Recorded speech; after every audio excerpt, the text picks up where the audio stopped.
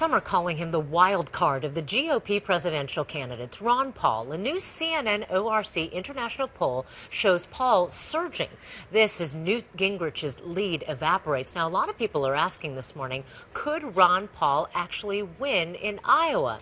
John Avalon thinks so. He's a CNN contributor and senior political columnist of Newsweek and the Daily Beast. Good morning.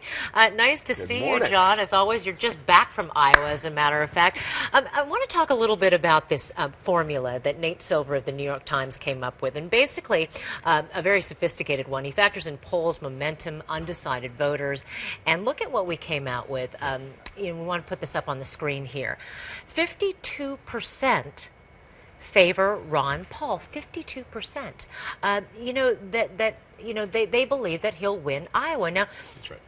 This is pretty incredible. This is not something that you see normally on CNN. So having said that, you spent some time in Iowa. What do you think? Does he have a shot at winning? He does have a shot at winning the Iowa caucus, and that was the point of a CNN.com column I did yesterday, saying, look, don't count Ron Paul out in Iowa.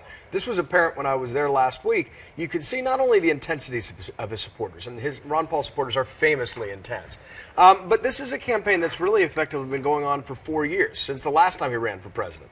And in many cases, in many ways, his views have been vindicated. So given that caucuses are high-intensity, low-turnout elections, that you should not count Ron Paul out. And the impact of Ron Paul pulling off an upset in Iowa would resonate throughout. How so? Campaign. Well, first of all, I think a Ron Paul win ends up being a de facto benefit for Mitt Romney because it takes Newt Gingrich out of the narrative. It forces him to fight in South Carolina and Florida without win under his belt.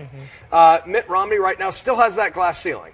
That's been bedeviling him this entire campaign. But the support is now diffused. The opposition to Mitt Romney seems more diffused than it was 2 weeks ago when Newt Gingrich was sucking up all that support. Right. But Ron Paul has an independent base of support. His folks are not fickle. They are not going anywhere. They are true believers. And I believe they're outside the stereotype of Ron Paul supporters, particularly in Iowa. Well, you touched on this because you talked about how ardent his supporters are, how emphatic they are. I mean, you just look at his ground game in Iowa. I mean, he has run not a year-and-a-half campaign like a lot of people, but a 5-year campaign because his supporters never left. They continued knocking on doors. And in a sense, Ron Paul never left. Now, having said that, you've spent some time in Iowa.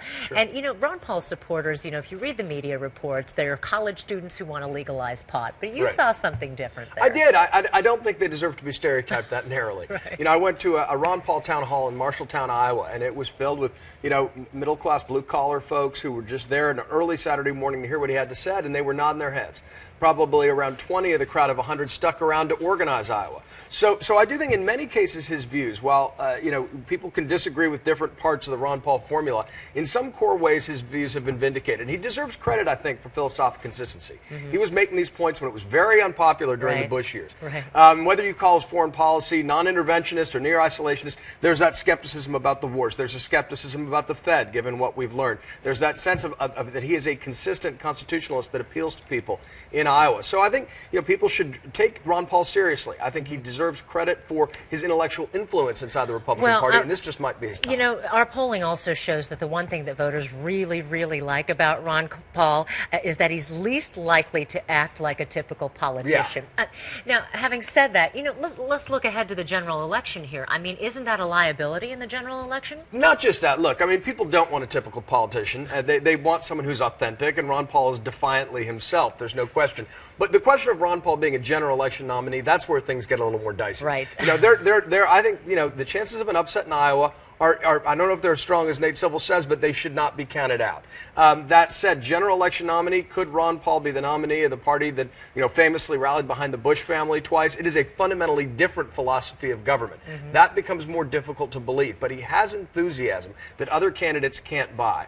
And so that deserves to be taken in context and seen with a sense of respect. One interesting thing about the CNN poll is Ron Paul's support, people who say that they would not consider voting for him among the undecided Republican primary voters, higher than those who say they're open to voting for him in the total field. So that's an important wrinkle and a detail to appreciate as we look at Ron Paul's status. All right, so then as you look at that, if you're a betting man, What do you think?